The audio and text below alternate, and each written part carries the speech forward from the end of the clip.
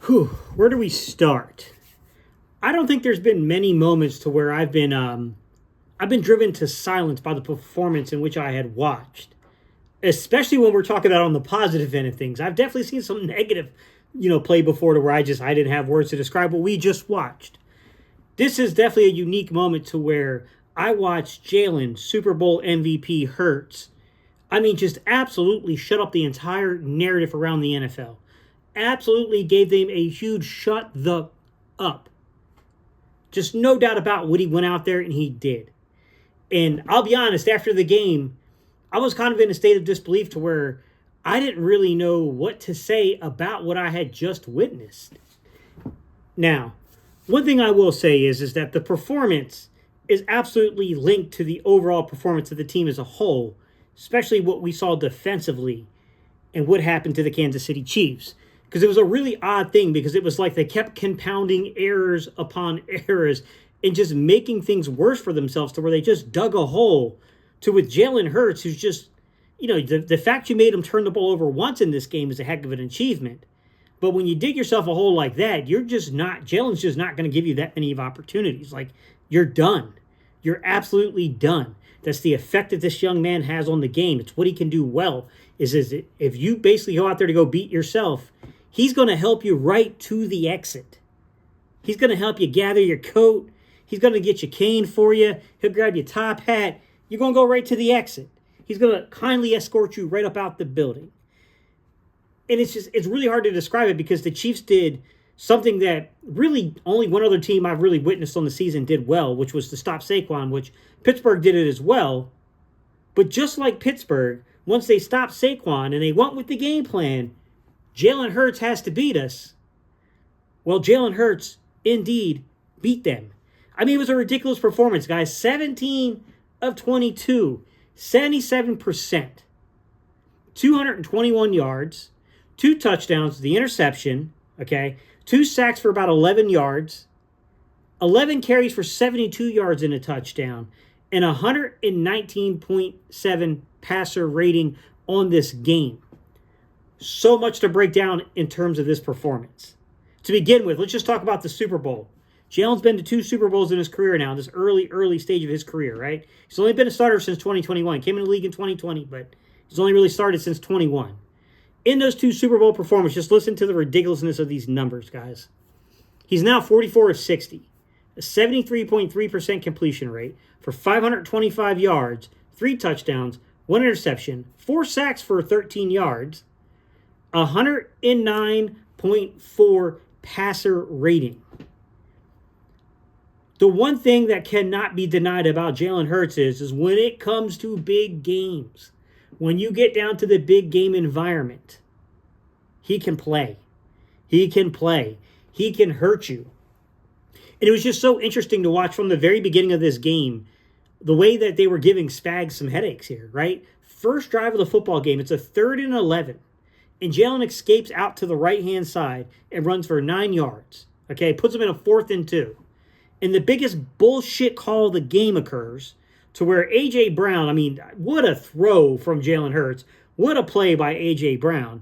He hits number 11 for a 32-yarder. And they called the most ticky-tacky bullcrap I ever saw in my life on that play. Didn't matter. I knew at that moment we were going to be in this game. No matter how it came, I knew, okay, Jalen is locked in. These dudes are locked in. It was very obvious from that play, they come into play tonight. Second drive, okay? We end up getting a touchdown on this drive, right? There's in a 2nd and 11 here because we had the crazy penalty on McDuffie, which to me felt like a little bit of a makeup call. I'm not going to lie, as an Eagle fan, that completely felt like they got served notice that, yo, bro, you missed that call earlier. That was not PI. And it seemed like a little makeup call there. But there's a 2nd and 11 play to where Jahan Dotson just emerges, absolutely destroys a man press coverage situation. It just gets hit on just a pretty pass and a pretty play. I really feel bad for Jahan that he just didn't keep his balance and didn't get himself in the end zone because, boy, he missed that by, we're talking about a fraction of yards here. Third drive of the game, there's a 3rd and 8, and Jalen Hurts hits Devontae Smith for 9 yards on that 3rd and 8. Okay? Then you finally get the interception, right? They get this interception, which I felt was like a turning moment in the game. So we're on a 3rd and 10. They come right through the A gaps after Jalen Hurts, and he gets forced to throw the ball a little early, doesn't put a great ball out there, and he gets picked off. Ever since that moment, when that moment occurred in the game to me, it felt like they went in there and they said, you know what? This is not going to happen again. We might have to punt the ball, okay? We might have to just work our way in on a 4th down situation to get this.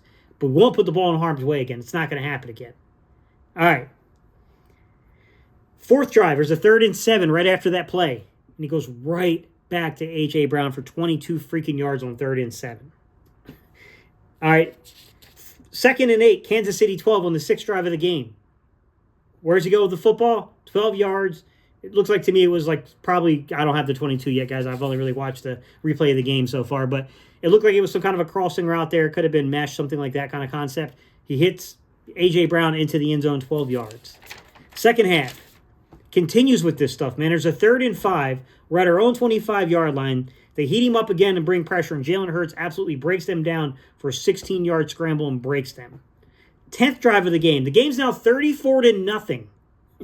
34-0 at this point. It's a 2nd and 11. Once again, they get pressure on Jalen Hurts. He eludes the pressure, 17 yards down the field. Boom, first down. We end up kicking a field goal at that point, and it's a 37-0 game. The performance that we saw from Jalen Hurts inside of the Super Bowl, to where they did, Kansas City said they were going to shut down Saquon Barkley. And to their credit, they did. I mean, kind of. I will say Saquon still had an impact through the passing game as well. Like, they didn't completely shut him down. And credit to the Eagles, because Jalen was 17-22, which means 22 passing attempts. Now, obviously, some of the rushing attempts were scramble drills. I've already listed a few of them in this conversation we've had. But overall, the Eagles didn't abandon the run. Even when the run was having its turmoil, right? They were bringing more in the box. I'll say their interior defensive line, I thought, did a really good job shutting down the A and B gaps, basically taking care of that inside zone type stuff. I thought they did a really, really good job there, guys, to be quite honest. I thought their defense played really well in the run game in particular.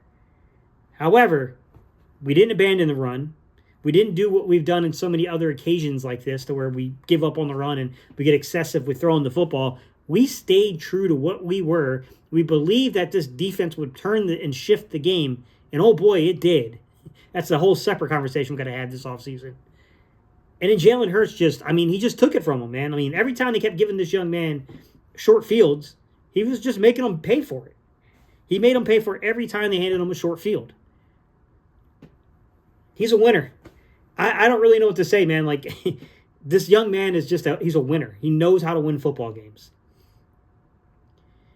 I've heard a lot of conversation. I've heard a lot of talk about the way that they rank these quarterbacks. And I don't care, because that's a preference thing. I don't give a crap about one person's, top 10 quarterback list compared to another person's top 10 quarterback list. Now, I'm going to have friends that put out that kind of content. I got friends that are content creators that don't do Eagles content. Like, I'm interested in why they're rationalizing these situations. I like to hear why they're putting certain dudes in certain places. But I got to be honest. While Joe Burrow has beaten Mahomes in the playoffs before, and they've definitely had some classic games between each other, he ain't won the Lombardi yet. They got to build a better team around him, to be honest. Okay? Josh Allen's had more than enough chances to beat Patrick Mahomes. He has failed to do it. Lamar Jackson's had more than enough opportunities to beat Patrick Mahomes or Josh Allen, to be quite honest. It's been a little back and forth there, right? They failed to do it. Okay? It's getting really hard to sit here and listen to people, justify things. Like, yes, from a pure talent standpoint, if we're judging, arm talent and all those things, right? The physical mechanics of throwing the ball. Yes, those guys are ahead of where I would put Jalen Hurts currently. But it's not where the conversation ends when you play quarterback. Tom Brady already made a statement earlier this season where he's talked about the actual greatest task of a quarterback, right? Their biggest job. The number one thing they have to do is, a quarterback's responsibility is to get you into the right play versus the look you're seeing. Okay? I don't mean to throw shade here at Josh Allen, but go back and watch that AFC Championship, especially in the first half of the football game. The dude was terrible. I respect Josh Allen, man. I thought he did a heck of a job with that roster this year. He had a terrible game. He was not good early in that game. He wasn't. He could hit the broadside of the barn earlier in that game. to be quite honest about it. Should have been picked off a couple times on his first couple of possessions, if we're being honest. What gets me, it makes me laugh a little bit. I'm chuckling on the inside about this stuff, right? As they talk about, well, the Eagles had to scale the offense back away from Jalen Hurts. Mind you, they leave out the context of the fact that there was a period of time that like we were literally playing games without A.J. Brown, Devontae Smith, Lane Johnson. I mean, come on, man. We lost our right side of the offensive line for one game, along with our top outside targets. So we lost Becton and freaking Lane Johnson. And I think it was the New Orleans game. We had to finish the whole right side of the line down and our top two outside targets down in that New Orleans game. By the way, that New Orleans team that drugged Dallas and everyone thought was world beaters at the time. Okay? We had to play games like that. There was a reason why they did it. It wasn't just because they felt like Jalen Hurts, was not doing his job. That's not really what happened. They did this because there was just too much inconsistency with a new system being installed. So they went back to what they do well, where the strength of the team is. And they said, look, we're going to reset and then we'll see where it goes. I don't think that they expected to have the kind of success that they were having with Saquon. I mean, Saquon just came out and just basically surpassed anyone's expectations. I think we all had a lot of high expectations of Saquon. I didn't know he was going to be that freaking good. Like, Saquon was unbelievable. And that part of the discussion always gets left out. But that's not what I'm talking about that makes me laugh and chuckle on the inside. What makes me laugh a little about the conversation is it took Buffalo entirely too long to figure out that, honestly, they were having a lot of success running the football against Kansas City's defense. And had they stayed in 11 personnel and kept true to the running game and did that earlier in the football game, basically, if they had pulled back away from Josh Allen a little bit, they might have been playing the Eagles in the Super Bowl. But they didn't pull the ball back when they should have. Okay? Dude, Lamar Jackson, the Baltimore Ravens, they only went out and got him Derrick Henry. What are we saying? Yeah, he had a hell of a year. Great regular season. It wasn't able to sustain, man. I don't think they were good enough defensively, personally. I think the Ravens were a little overrated defensively. What's interesting to me is like if you look around at these guys, Patrick Mahomes last night. I love Andy Reid. Nothing but respect for Andy Reid, Steve Spagnuolo. Look, I like to give Travis Kelce, some business here now and then. But I'll be honest, man, he's a heck of a player. Respect Travis Kelce's game. If he calls it quits, he had a heck of a career, man. Nothing to be ashamed about with that career. He did really well for himself. I respect a lot of people there. Todd Pinkston is their running back coach, man. Former Eagle. Like, they got former Eagles all over that roster. Let's be honest, right? I got to be honest with you. Some of Andy Reid's old habits in Philly kind of haunted him in that game, didn't it? Let's be honest. I love Andy. Andy had a tendency sometimes to get away from the running game. He got away from the running game. They gave up on the run way too early in this game. They dug themselves a massive hole they couldn't get out of. They allowed us to pin our ears back and just absolutely whoop their offensive line's tails in this game. What I'm saying is, perhaps this game would have been a little bit more competitive. I don't think they were winning that game no matter what they did personally. I just think we were the way better team. But we might have made this more of a game if they had pulled away from Patrick Mahomes a little bit. Put the ball into the running back's hands a little bit more. Right? Josh Allen may have been playing in the Super Bowl if they had stayed into 11 personnel and kept attacking Chiefs defense through the run game. If they had pulled away from Josh Allen a little bit. Right? Lamar Jackson. They kind of struggled defensively. I think sometimes Lamar's case is a little tougher. So because I think sometimes the defense put them in a peculiar situation to where they almost had to come out of that and to actually throw the ball a little bit. But nonetheless, you can make the argument if you detract from the passing game and you let Lamar be with someone like Derrick Henry and with a good offensive line, if you let them dictate tempo and pace to the run game and be physical, that's a hard offense to stop. It's just interesting to me that, no one wants to talk about some of the obvious things, right? Like the success that Justin Herbert had on the season, still couldn't do crap in the postseason, but in the regular season, the success Justin Herbert had this year, I don't know. Maybe it's because they leaned into the run a little bit more. They took the ball away from him a little bit more. No one wants to state some of these things. And it's hilarious to me. I don't know. Maybe look at the success the Eagles just had.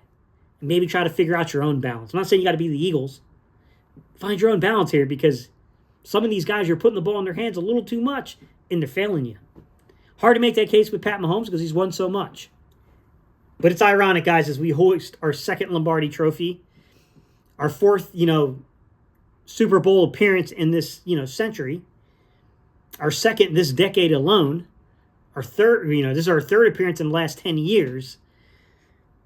We're doing something right, gentlemen and ladies. We are doing something right here. Something is going correctly for us. All right, y'all.